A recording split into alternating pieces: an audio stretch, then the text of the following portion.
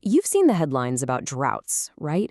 But what actually happens when the infrastructure keeping millions of Americans alive literally runs dry? Well, in this explainer, we're going to dive straight into the unseen mechanics of America's secret water war. Imagine turning your faucet and absolutely nothing comes out. A completely dry tap isn't some dystopian movie plot anymore. It's a very real, rapidly approaching reality for the American West. You know, the next great conflict reshaping the United States isn't actually over oil at all. It's over water. Let's start by looking at the macro illusion, a resource we just tend to take for granted. Now, despite all those vast oceans covering our blue planet, the math here is honestly shocking. Less than 1% of Earth's water is easily available for human use. Think about that. Less than 1%. And while that tiny, tiny sliver remains fixed, our demand is absolutely skyrocketing. You add in population growth, expanding cities, a changing climate, and suddenly the crisis experts have warned us about for decades, yeah, it's officially here.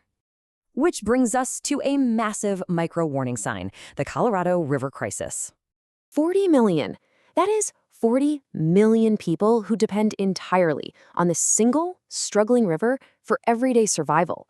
It spans 7 states, and it's literally the lifeline for a huge portion of America's food supply.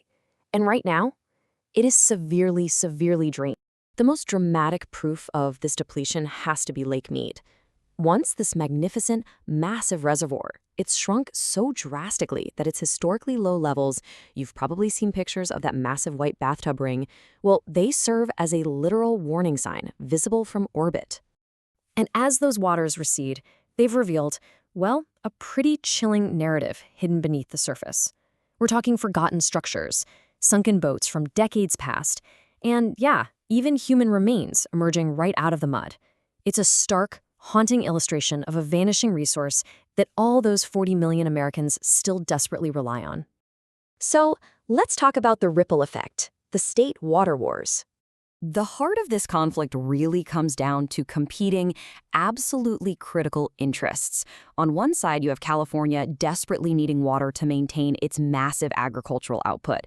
Then, on the other side, Arizona and Nevada demand it for these rapidly growing cities and economic engines like Las Vegas. And here's the thing, neither side is wrong. But this extreme scarcity is sparking some incredibly intense, closed-door negotiations. It's essentially a slow-motion conflict fought entirely with legal briefs and billions of dollars.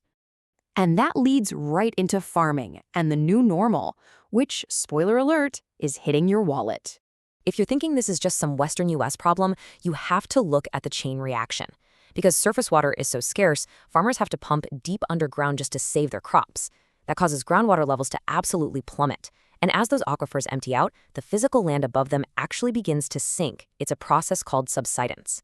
Ultimately, when farming becomes this difficult, food production falls. So the water crisis directly hits your household budget right there at the grocery store checkout line. We are, for sure, facing a new normal. For generations, water usage was planned based on historical patterns. But with rising temperatures and shrinking snowpacks, we have to stop preparing for rare historical droughts. We need to start adapting to a future where climate-driven water shortages are just the absolute norm. But it's not all doom and gloom. Let's look at innovating survival and the race for solutions. To buy us some incredibly valuable time, we're seeing human ingenuity really step up to the plate right now. We're talking advanced wastewater recycling, literally turning wastewater back into clean drinking water. There's smart agricultural irrigation, using sensors to give crops exactly what they need, no more, no less. Seawater desalination plants are converting the ocean. And we even have AI detecting hidden municipal leaks beneath our city streets. Now, these won't solve everything overnight, but their ability to scale up is absolutely crucial to determining our resilience. So, what does this all mean? Well, the question isn't whether we have enough water today, but if we can manage it wisely for tomorrow. Our most important resource isn't just hidden away deep underground, it is actively flowing right through our communities. And the choices we make today about recycling, about sharing, about innovating, those choices are going to dictate the prosperity of millions of people. The secret war for America's water is no longer some future prediction. It has already begun. The battle lines are drawn, and technology is in an all-out race against the climate. So I'll leave you with this provocative thought to ponder. Who will be truly prepared for what comes next? Will our communities adapt, or will our taps actually run dry? Let's keep exploring these issues together in our next explainer.